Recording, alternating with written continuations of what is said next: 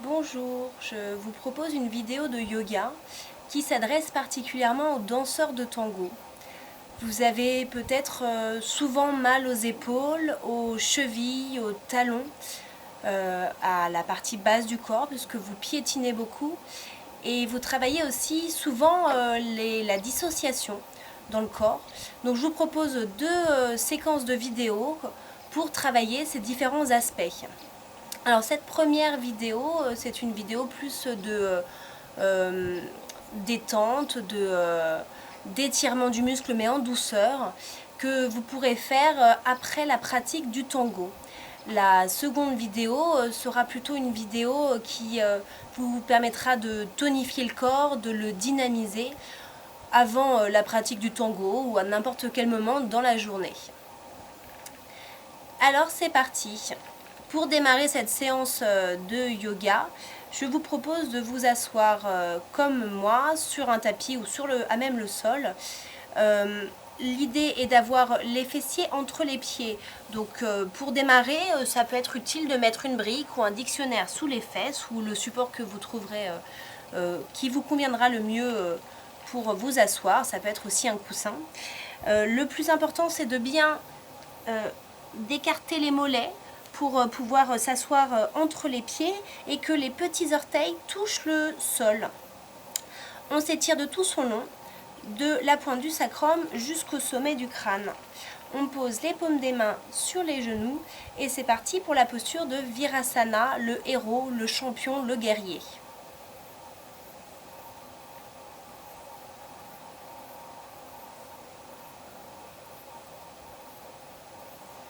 On va ensuite croiser les doigts comme ceci et on va mettre les paumes des mains au ciel sur l'inspiration. Épaules basses, cage thoracique ouverte. Donc on s'étire aussi de tout son long, de la pointe du sacrum jusqu'au sommet du crâne. On expire, on relâche. Paumes des mains sur les genoux. On va refaire une deuxième fois cet étirement en changeant le croisement des doigts.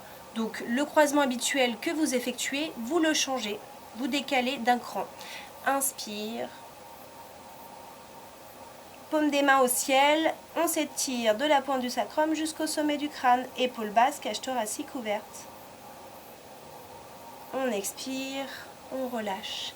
On va ensuite faire la posture de l'enfant, Balasana, front au sol, les fessiers toujours sur la brique ou le dictionnaire. Et on relâche tout le haut du corps, les épaules particulièrement, le dos des mains sur la plante des pieds.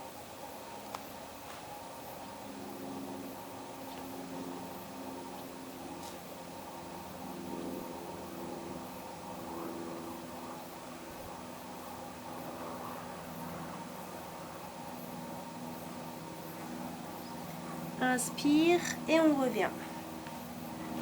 Ensuite, on va faire Virasana Supta, le guerrier, le héros allongé. Pour cela, on va mettre un certain nombre de supports derrière soi, puisqu'on va s'allonger toujours dans cette posture. On va mettre la tête et le haut du dos au sol. C'est parti.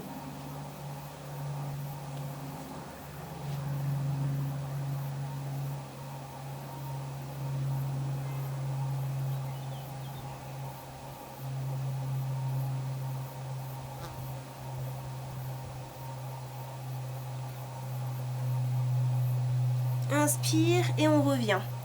Chacune de ces postures peuvent être effectuées plusieurs minutes. Le muscle doit être en tension et il ne faut pas ressentir de douleur. Si vous avez mal, vous sortez de la posture. Par contre, la tension est importante pour assouplir le muscle, aller plus loin dans la posture et faire circuler le sang différemment, justement, particulièrement dans cette partie basse du corps. C'est parti pour la suite. On enlève maintenant la brique, on n'a plus de support et on va rapprocher les pieds sous les fesses, les paumes des mains au sol derrière les fessiers, les doigts pointés vers les fessiers. On va relever les genoux, on va relever la poitrine et la tête en arrière, sauf si vous avez un problème de cervical. Dans ce cas-là, gardez la tête comme elle est.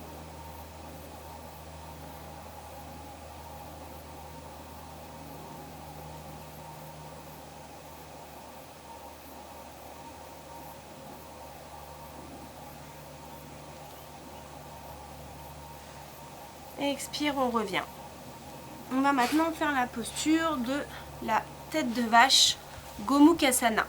On met la jambe gauche au sol, la jambe droite par-dessus, les genoux doivent se superposer. Si ça vous est difficile, écartez peut-être les pieds un peu plus.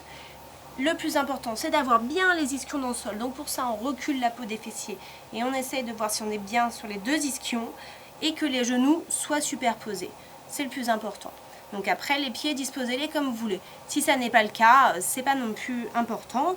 Le plus important, c'est quand même d'essayer d'avoir un croisement des jambes et au fur et à mesure, on travaille en souplesse progressivement. C'est le yoga. On va ensuite inspirer, s'étirer jusqu'au bout des doigts de la main gauche. Et on va essayer de crocheter avec la main droite les doigts dans le dos. Si c'est compliqué, prenez un tissu ou une sangle, comme ceci.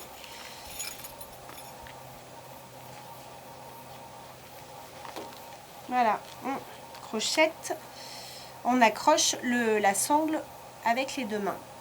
On inspire, on s'étire de tout son long. Et expire, on descend. On relâche tout le haut du corps.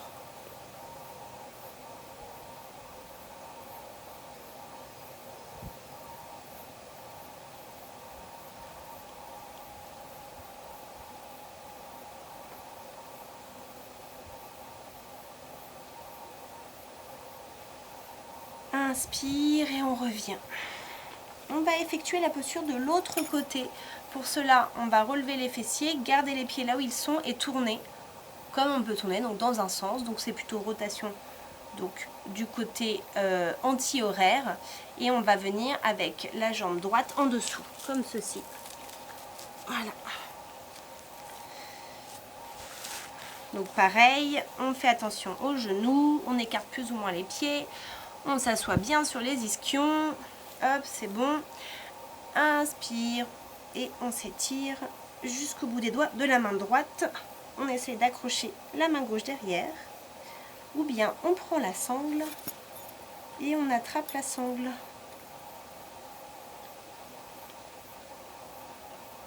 Inspire, on s'étire de tout son long. Et expire, on relâche tout le haut du corps.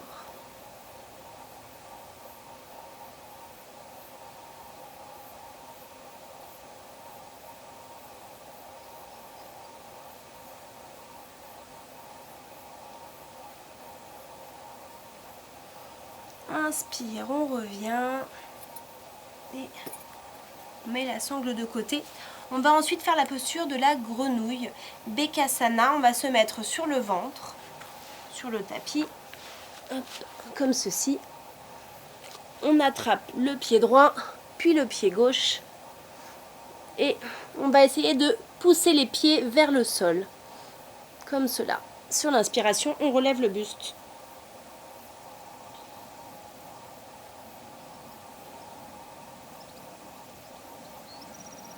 Et expire, on relâche.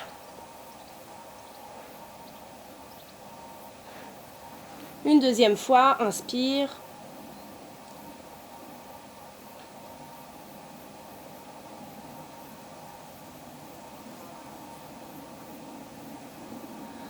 Et expire, on relâche. Et on prend quelques instants pour relâcher totalement le corps.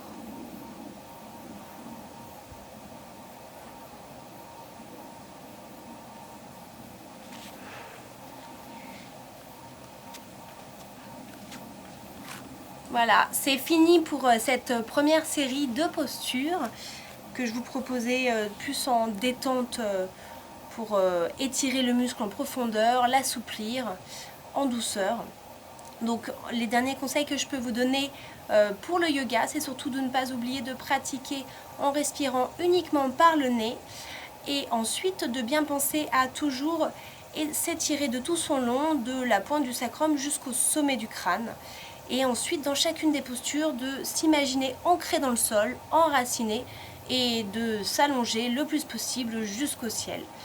Voilà. Alors, si vous voulez me suivre mon actualité, vous pouvez me retrouver sur le Facebook Rhizome Yoga. Et je vous dis à très bientôt.